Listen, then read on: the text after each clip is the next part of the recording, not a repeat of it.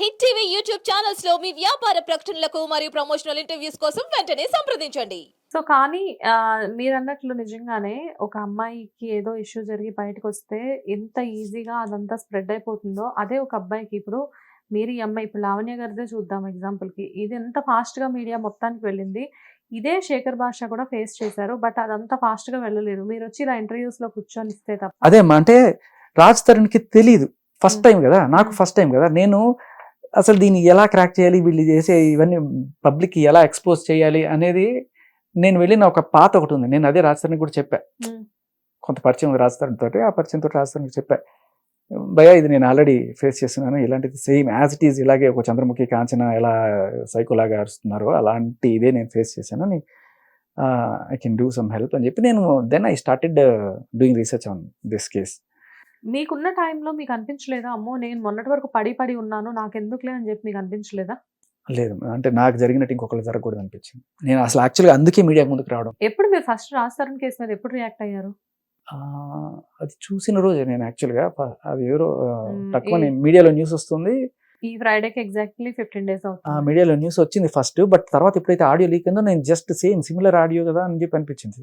Audio లీకే 1 week అవుతుంది. So అది వెంటనే నేను ఆడియో లీక్ అవ్వగానే రాజ్ తరుణ్ టచ్లోకి వెళ్ళాను. కానీ రాజ్ తరుణ్ 1 వీక్ నుంచి ఫోన్ ఆన్‌లో పెట్టుకోలేదు కదా! అంటే ఇప్పుడు 100 మంది మీడియా వాళ్ళందరూ ఫోన్ చేస్తుంటారు, అడుగుతుంటారు. కొంతమందికి అందరి కాల్స్ ఒకసారి అటెండ్ చేయలేము. ఎలా అవుతుందంటే మన మీడియాలో కొంతమంది కాల్స్ అటెండ్ చేస్తాము, మిగతా వాళ్ళకి అటెండ్ చేయకపోతే వాళ్ళకి కోపాలు వస్తాయి. ఒక thumbnail పెడతారు, పారిపోయిన రాజ్ తరుణ్ ఇదని, ఏదో రకంగా ప్రొవోక్ చేస్తేనే సరే స్టూడియోకి వచ్చి ఇంటర్వ్యూ ఇస్తాడని చెప్పి ఇలాంటివి చేస్తుంటారు. సో ఎందుకంటే నేను లావణ్య గారితో రెగ్యులర్‌గా మాట్లాడుతూ ఉంటానన్నమాట. అంటే ఆవిడ ఇష్యూ జరుగుతుంది కాబట్టి. ఆవిడ ఎలా చెప్తున్నారంటే రాజ్ తరుణ్ అబ్స్కాండ్‌లో ఉన్నారు. ఇప్పుడు అసలు తను ఎక్కడున్నారో కూడా నాకు తెలీదు అని చెప్పి తను చెప్తున్నారు. అసలు బిగినింగ్ నుంచి మీకు తెలిసినంత వరకు మీకు రాజ్ తరుణ్ గారు ఆల్రెడీ ఎప్పటినుంచో పరిచయం ఉంది కాబట్టి, అసలు మీకు తెలిసినంత వరకు రాజ్ తరుణ్ గారి క్యారెక్టర్ ఏంటి? భయస్థుడు, వెరీ జెంటిల్మెన్, వెరీ సాఫ్ట్. ఈవిడ చెప్పినట్టు కొట్టడాలు తిట్టడాలు నెవర్, నో ఇంపాసిబుల్ ఆ మనిషికి. సో చాలా సాఫ్ట్ క్యారెక్టర్. ఇన్ఫ్యాక్ట్ ఆవిడే ఒప్పుకుంది, ఏ రోజు నన్ను రాజు కొట్టలేదు. అది కూడా ఆ రోజే ఆ ఆడియో రిలీజ్ అయింది కదా, ఆ ఆడియోని ఎలా కౌంటర్ చేయాలో తెలియక ఆ రోజు నన్ను కొట్టాడు, నా తల పగిలిపోయింది. తలకి దెబ్బ ఉందని చెప్తున్నారు కదా ఆవిడ. ఎక్కడ చెప్తుంది? ఎందుకు ఇప్పుడు ఫోన్ మాట్లాడితే ఆవిడ అదే చెప్తున్నారు. అదే అంటున్నా, ఆ ఆడియోలో చెప్పలేదు. అంత అంత పెద్ద ఆడియోలో నాకు మీద పాట పాడాడు, నన్ను ఇది చేశాడు అది చేశాడు అని చెప్పినప్పుడు వీడు నా తలపగలు కొట్టాడని కూడా చెప్పాలి కదా. ఎక్కడ కూడా చెప్పాల. నేను మస్తాన్ గారిని తీసుకొచ్చి కొట్టిస్తా, కుమ్మిస్తా, నాగార్జున దగ్గర తీసుకెళ్ళి నీ బండారం చేసి నేను అసలు నీకు సినిమా లేకుండా చేస్తా, నేను అన్నపూర్ణ స్టూడియోస్ వెళ్తున్నాను ఇప్పుడు అని చెప్పేసి మాట్లాడారు. సో అంటే ఈ బెదిరించడమే నాకు కూడా సేమ్ అనమాట. రచగేడిస్తా, నిన్ను మీ ఇంటికి వస్తా, మీ అపార్ట్మెంట్ ముందుకు వస్తా, గొడవ చేస్తా, ఇలా అంటే జనరల్లీ ఫస్ట్ టైం ఎవరికైనా ఏమనిపిస్తుంది అంటే ఏం చేయాలి, ఈ సిచ్యువేషన్ డీల్ చేయడం మనకు తెలియదు జీవితంలో ఎప్పుడు, ఫస్ట్ టైం వాళ్ళకైతే. ఇలా లేకపోతే ఇప్పుడు ఏంటంటే తర్వాత ఓపెన్ అయిపోయాం అనుకోండి, ఇది ఎస్టాబ్లిష్ చేసేసాం ఈ అమ్మాయి ఇది అని చెప్పి పబ్లిక్, తర్వాత వస్తే అక్కడే మనం ట్రస్ట్ పర్సన్ కింద మనం యాక్షన్ తీసుకోవచ్చు.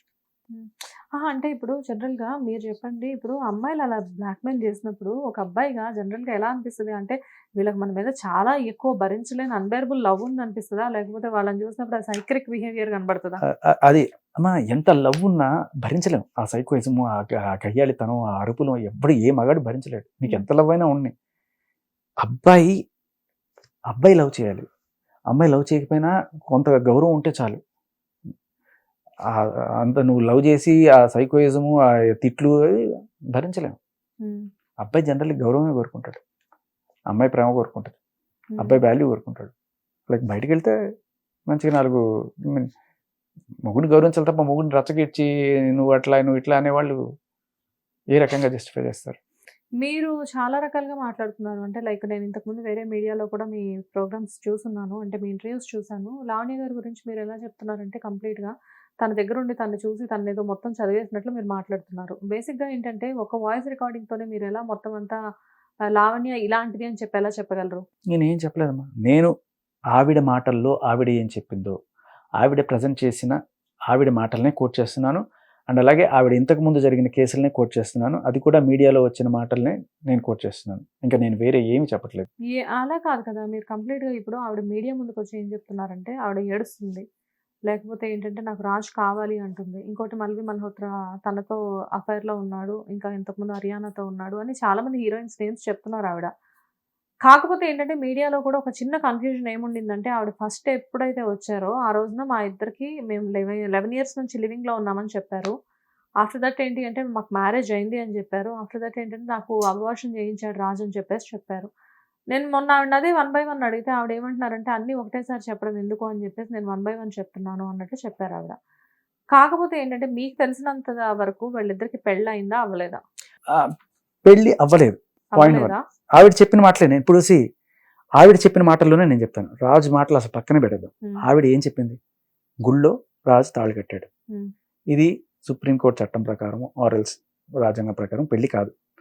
పెళ్లి అంటే నీకు 2 సాక్షులు ఉండాలి, నువ్వు 7 అడుగుల క్రతువు చేయాలి, ఇవి చేస్తేనే నీది పెళ్లిగా పరిగణిస్తాం, అదర్వైజ్ పెళ్లి కాదు. అది పక్కన పెట్టేసండి. సో కాబట్టి మీరేదో పిల్ల అట్లాగా తాళి కట్టేసాడు పెళ్లి అయిపోయింది అనేది నథింగ్. అలా అని మీరు పెళ్ళానికన్నా ఏమాత్రం తక్కువ కాదు. ఇన్నాళ్ళు కలిసి ఉన్నారు, ఆయన చూసుకున్నారు, ఆయన మిమ్మల్ని చూసుకున్నాడు, you have kids like dogs, ఎన్ని ఉన్నాయి, మీ have a family all together. So కాబట్టి పెళ్ళానికన్నా ఏమి అంటే తాళి కట్టనంత మాత్రాన మీరు పెళ్ళానికన్నా ఏమి తక్కువ కాదు, అలాగే ఉన్నారు ఇన్నాళ్ళు. దట్స్ ఫైన్, అది కూడా నేను కాదన్ను. But once you step out of this relation, Mastan Sai అనేవాడితో మీరు ఉంటున్నప్పుడు బ్రేకప్ అయిపోయి, okay, then you don't have any right to claim his mind. అవునా? మస్తాన్ సాయి అని చెప్పేసి మీడియాలో ఈ విషయం అంతా బాగా బయటకు వస్తుంది. కాకపోతే ఆవిడ చెప్పడం ఏంటంటే మస్తాన్ సాయి అనే అతను నాకు కేవలం ఫ్రెండ్ మాత్రమే అని చెప్తున్నారు. Okay, very good. అందుకనే నేను వచ్చాను. ఏంటది? ఇది బాగా మీకు ఇస్తాను, కావాలంటే తర్వాత. ఓకే, తర్వాత తీసుకుంటాం. ఏంటవి? మస్తాన్ సాయి మీద ఈవిడ గుంటూరులో ఒక కంప్లైంట్ పెట్టింది. చదువుతాను, మీకు ఏమర్థమైంది చెప్పండి. ఆవిడ స్వహస్తాలతో రాసి ఇచ్చిన కంప్లైంట్. ఓకే, ఇట్ అక్కడ ఆన్ 31/3/2023, అంటే మార్చ్ 31వ తేదీ లాస్ట్ ఇయర్. అప్పటికి ఈవిడ చెప్తున్న ప్రకారం రాజ్ తరుణ్తో రిలేషన్ లో ఉన్నట్టే కదా? Right. About 6 AM in the morning at Annapurna the royal hotel, room number 222, Lakshmipuram main road, Guntur town. ఇక్కడ జరిగిన ఇన్సిడెంట్ని ఎఫ్ఐఆర్లో కోట్ చేశారు.